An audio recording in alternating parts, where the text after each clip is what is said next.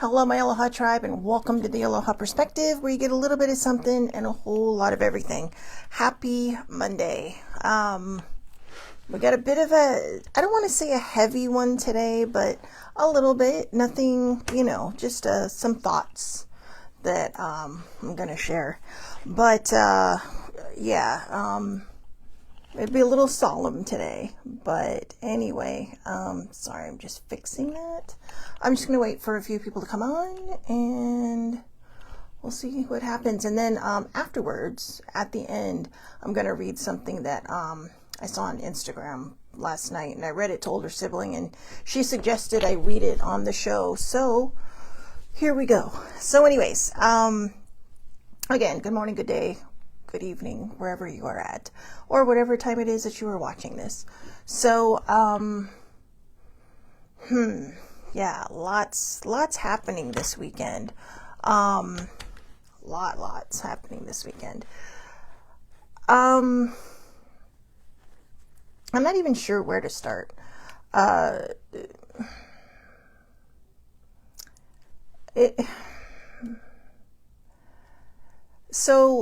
Okay. So, all right, here we go.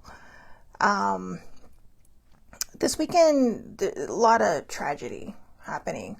There was a shooting at Brown University. There was a shooting in Sydney during a Hanukkah celebration. And last night, I'm not sure how many of you are aware of this, Rob Reiner and his wife Michelle were murdered in their own home. And currently, they have their son in custody. And that one, wow.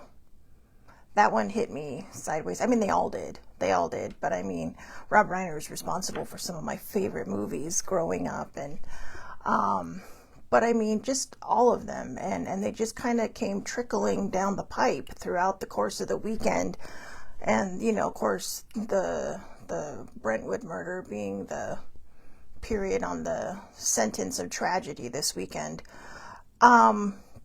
But I'm not here to stand on my soapbox and tell you to be positive. I'm not going to blow smoke up your ass, okay? I'm not going to sit there and say, well, we got to be positive through it all.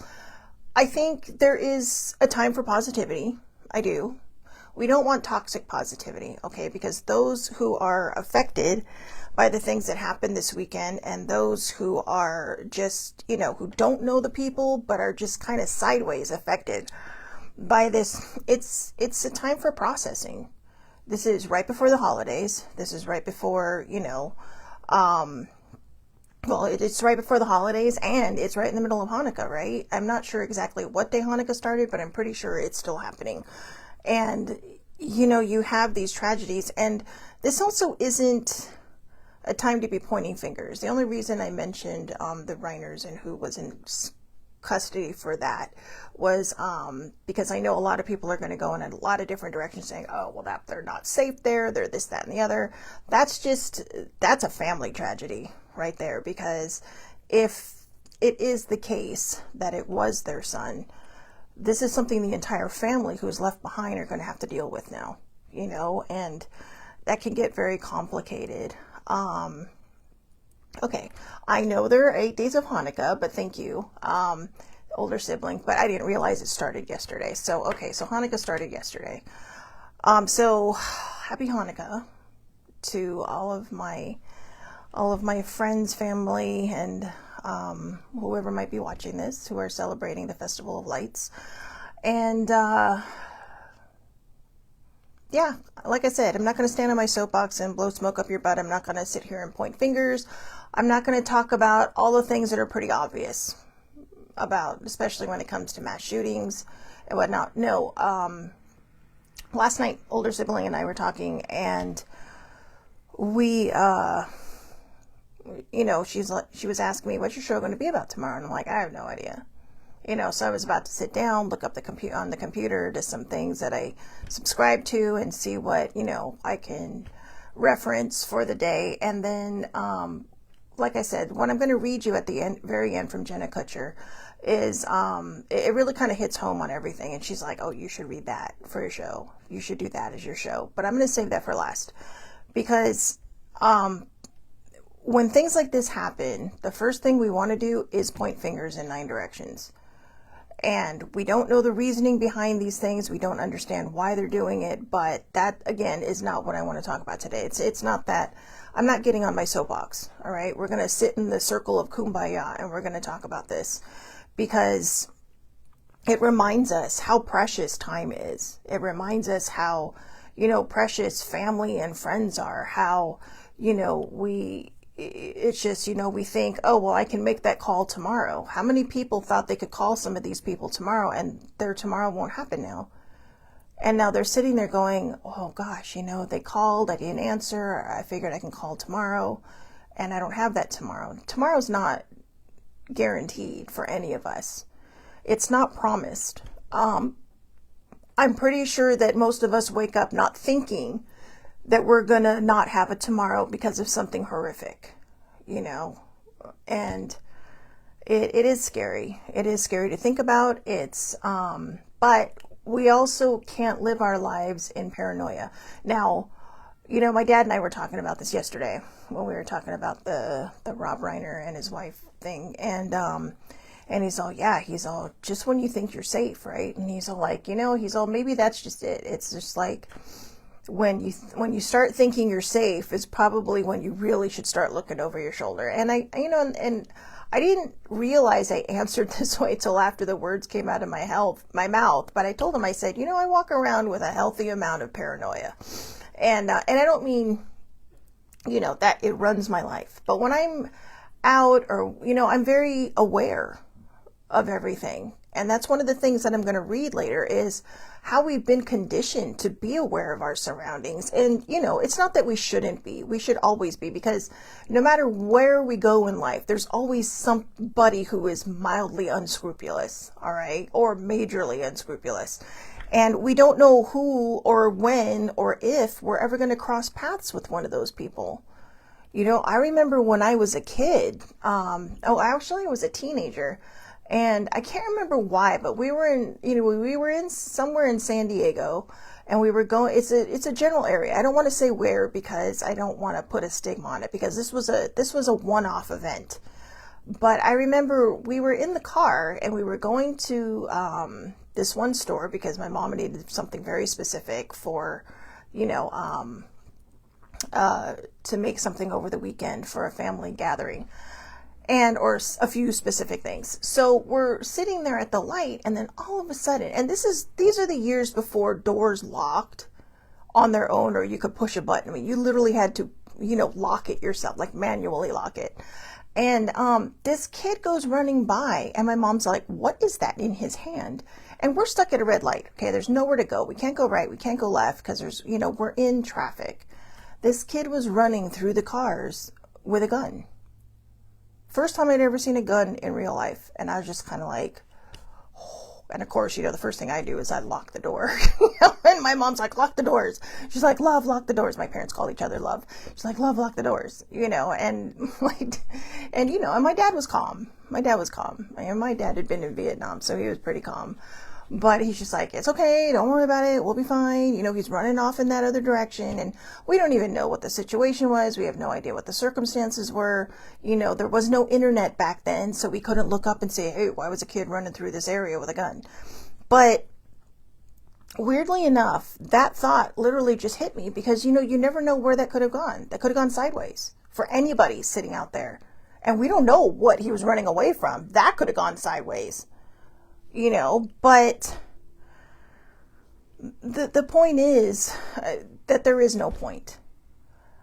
Like I said, I'm not going to blow positivity up your ass today. But I do think that it is good to keep a healthy amount of that. I'm not saying that we should look through all these things and say, oh, well, at least people survived. No, we need to look at these things and ask ourselves why this shit keeps happening. Why are people so angry?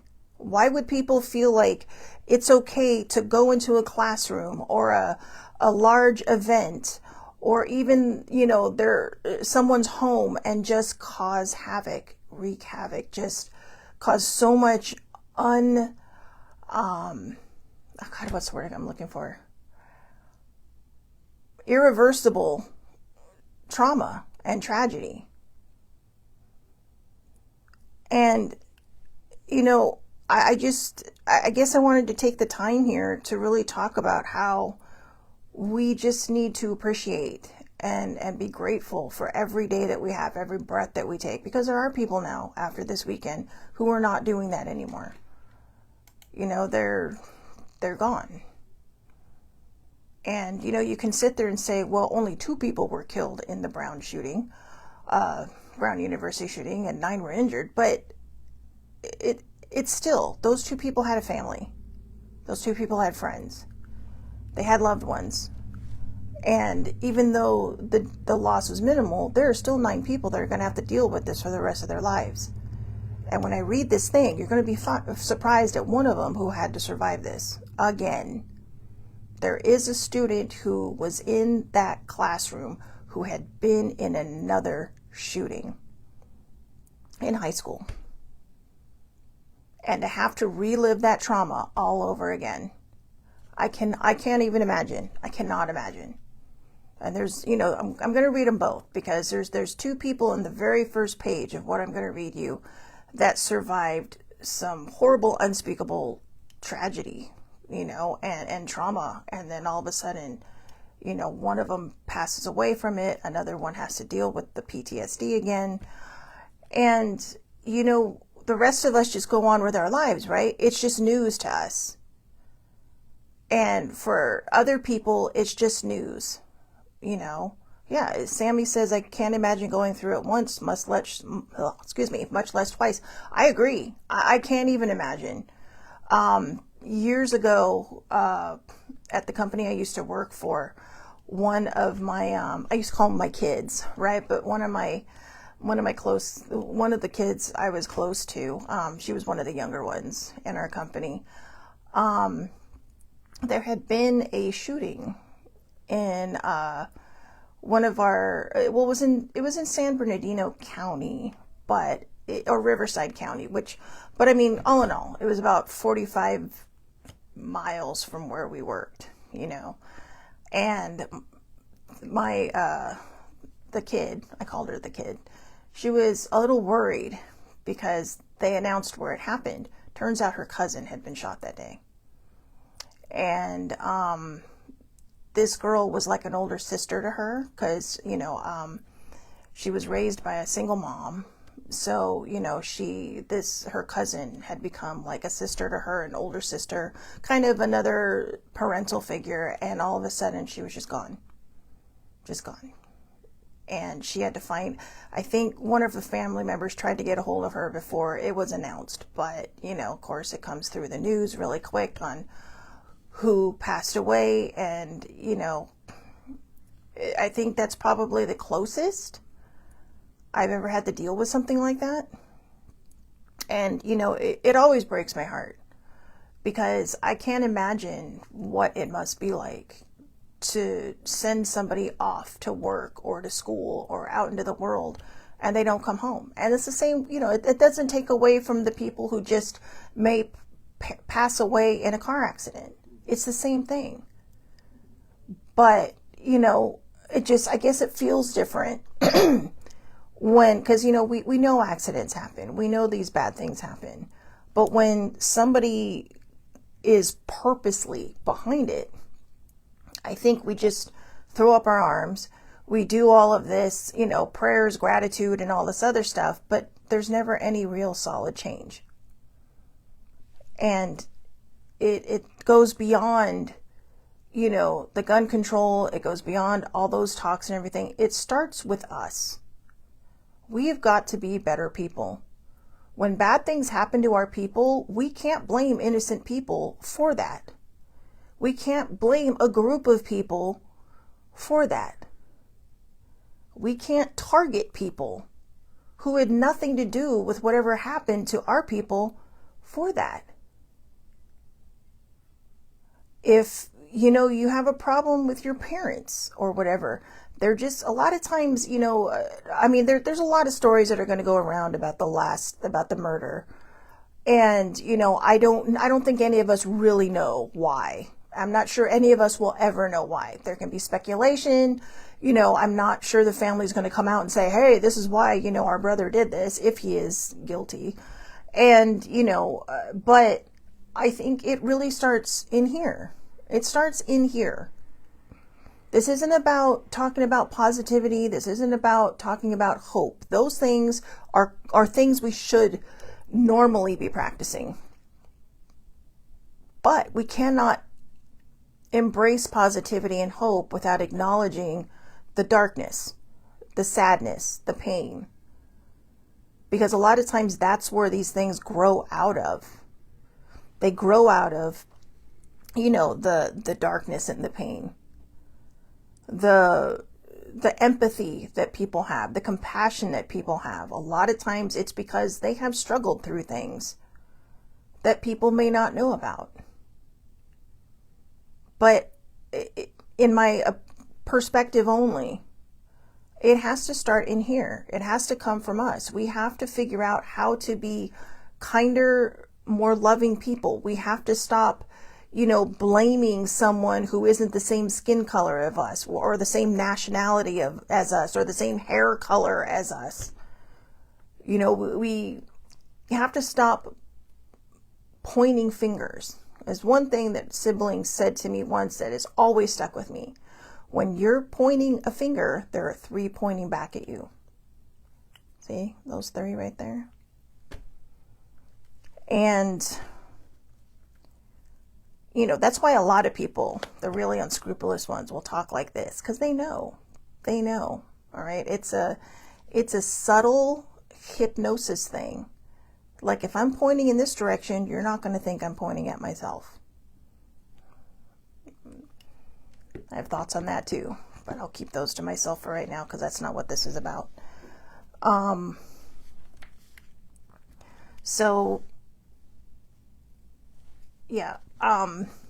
This is a tough one. You guys know me. Usually I can speak off the cuff, but it's a little difficult today because these are major heavy subjects, and it's not like they happened over the course of the week. They happened all in one weekend. Like every day this weekend, somebody woke up to bad news, or horrible news, or horrific news. Friday was the shooting. You wake up Saturday, you hear that. Saturday was, our Saturday, their Sunday would have been Hanukkah in Sydney. And you wake up to that. And then you go to sleep knowing about the last thing. And it's just it blows your mind, and it's just kind of like, wow. I think the best things we can do right now is, one, to be grateful. Be grateful that we're still here, we're still breathing, that our mundane lives are just that. They're mundane. They're unaffected by other things right now, except for the empathy and compassion we're showing to people we don't know. And I think kindness starts at home, in our hearts. Sammy says, I think we're all in shock. Our minds are having a hard time taking all this in. I agree. It is. It's again, it's mind-blowing. I really have no words. I have no words. My heart hurts for all these people. My heart hurts for all the people who survived these things and have to go forward in their life, probably some of them afraid of stepping out of their house again because of this event. People think, oh, therapy will help. Therapy can only do so much. All in all, therapy is just a tour guide through the activities of your life to get you better. That's the way I always looked at it. I even told my therapist that. I said, you're like the tour guide of my life. Teaching me how to move through it, in a healthy way. And she laughed and she said, I never thought of it that way, but that's kind of true, because she has the experience, right? Or, well, they, I just happen to have a she, but they are. But when you're off that tour, you're on your own. I don't know, it can be a little, again, mind-blowing. Nobody expects to leave their house and have bad things happen. I am kind of in, this is kind of a segue now into what I'm going to read, because what she talks about in here is something that when I was reading it to older sibling, we were both like, wow, these are things that we do. These are things like, oh yeah, like, very aware of our surroundings, and just, you never think about it until, you read something that makes you realize, wow, this is how we live. This is what we do.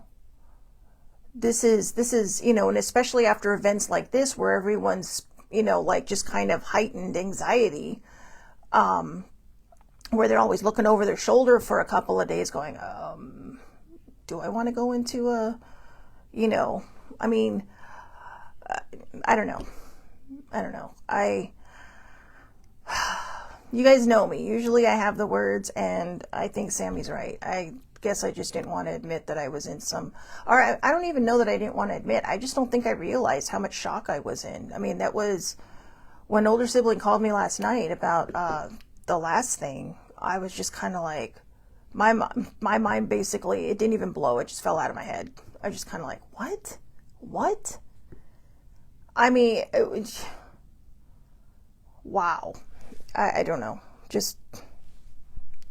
But like I said, I'm not here to blow positivity up your heinies. Positivity and hope is a good thing to have. But we also, like I said, need to allow ourselves to move through events that are difficult, whether there are events or somebody else's event. Because, we've all gone through some sort of grief. We've all struggled with losing somebody in our lives. I mean, and if you haven't, it's, you're never prepared. When my mom died, I thought I was prepared. I really did. I'd been through it several times with older sibling and her parents and her stepmom.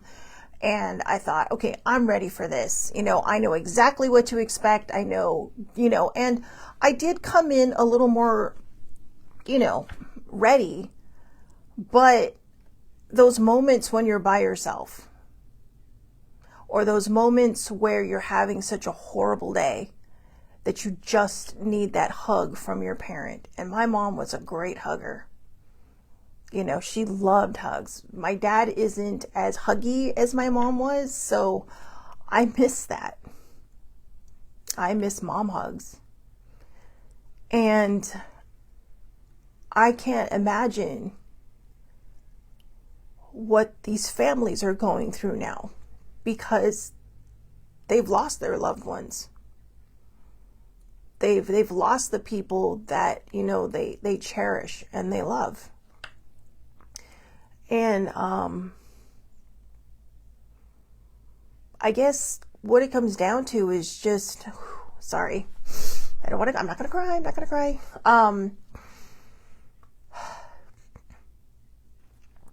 Just love each other.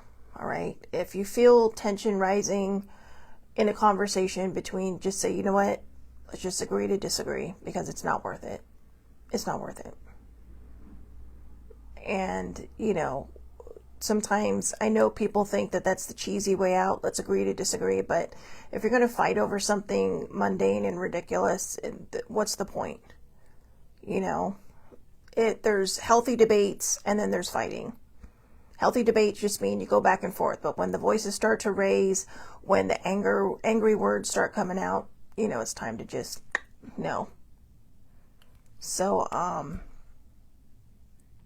yeah, and Sammy put it perfectly.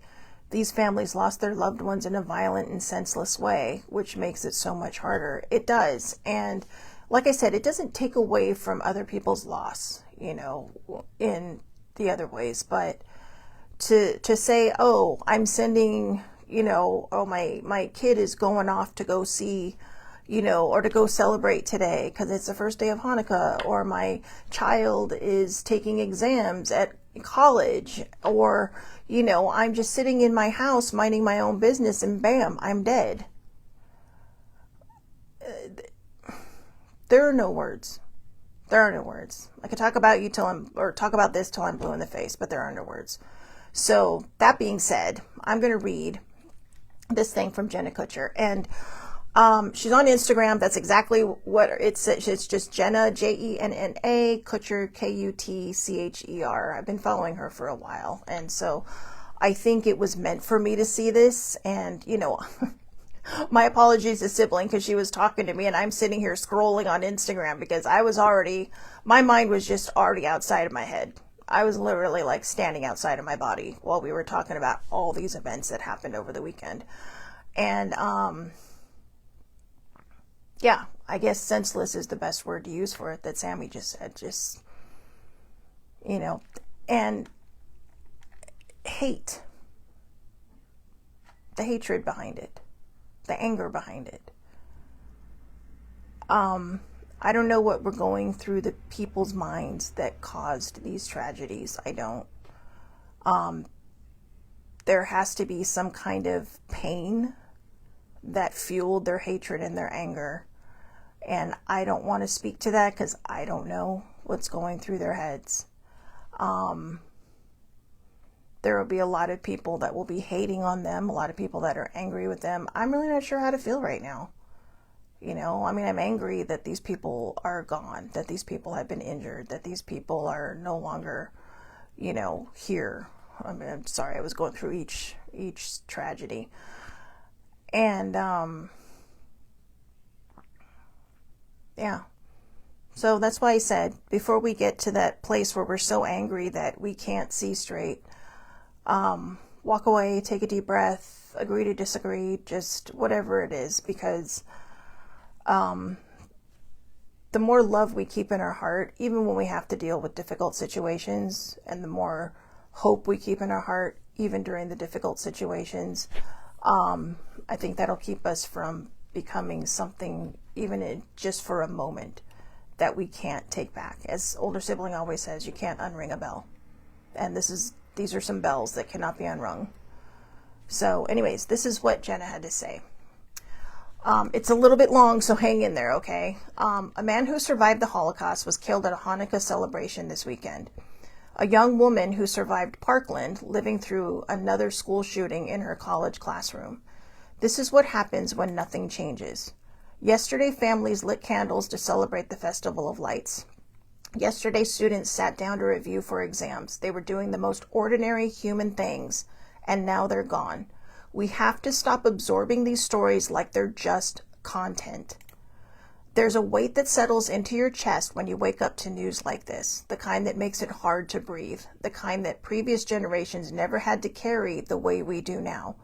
We've normalized a level of fear that should have never become normal. We scan exits at the movies, we hold our breath in crowded spaces, we run through scenarios no one should ever have to imagine, and somewhere along the way we started calling this just the way things are. It was never supposed to be the way things are. We all know the cycle by now, the tragedy, the thoughts and prayers, the heated debates that go nowhere, the slow fade back to regular life until the next headline hits. Nothing will change until we stop accepting the cycle as inevitable. This is about all of us. Jewish families celebrating their faith, students just trying to finish the semester, every community that has ever been torn apart by a bullet that should have never been fired. Hatred in every form ends the same way. We have to stop pretending otherwise. Grief without action protects no one. Outrage that stays online changes nothing. The only thing that has ever changed anything is ordinary people deciding they've had enough and getting loud about it. Not perfect advocates, just humans who refuse to look away. Someone should be lighting a candle with their family tonight. Someone should be studying for their last final of the semester. Instead, there are empty chairs and futures that will never happen. And I refuse to believe that wanting a safer world makes me naive. It makes me human. I like that. I refuse to believe that wanting a safer world makes me naive. It makes me human. Sammy, yeah, she that's stuck in her head. We've normalized a level of fear, and we have. The part where they talked about scanning exits or running scenarios through your head. Older sibling and I were talking about last night. I go to the movies a lot. She doesn't always go with me because we don't always like the same movies. But it's accurate. I'm always looking for where the exits are. When I go into a grocery store, It doesn't always, a lot of times I just go through like, la la la, doing whatever. But there are a lot of times when it's like, how fast can I get back? And of course with these things happening, and sometimes right now, since I've been down here, I'm at a Starbucks a lot. So I'm always making sure where my exits are because I never know. And it's just weird because like just a couple of weeks ago, I was sitting in a Starbucks and I'm all like, what if someone just came in right now, and ... And I'm like, why is that in my head? And then, of course, I just went back to journaling and writing. And I never gave it another thought. But now when somebody points it out that this is our normal, this is what we have normalized, it just kind of hits you sideways and you go, oh my God, I do that, don't I? I've become that person. But I'm also that same person that she is. I don't think wanting a safer world makes us naive. I think it does make us human. I think it makes us long for something that we want. When you stop and look back at the world around us, okay, seriously, the world was never really safe. All right? I mean, we talk about things that our previous generation never had to deal with.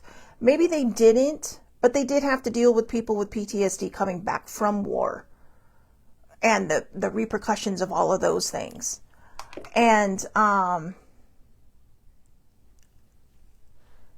wow. Okay, so older sibling says right now they're doing a news flash that that the FBI busted a terrorist plot in California for New Year's Eve in Los Angeles and Orange County. Dude, I live in Orange County.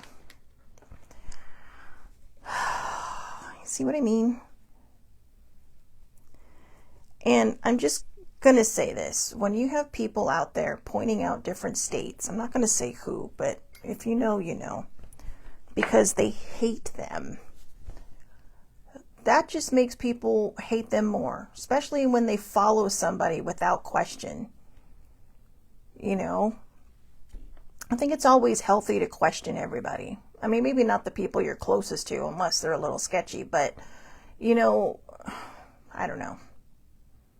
I don't want this to go in the wrong direction because this is about the people who were affected this weekend. So I'm going to end it there before I get on my soapbox.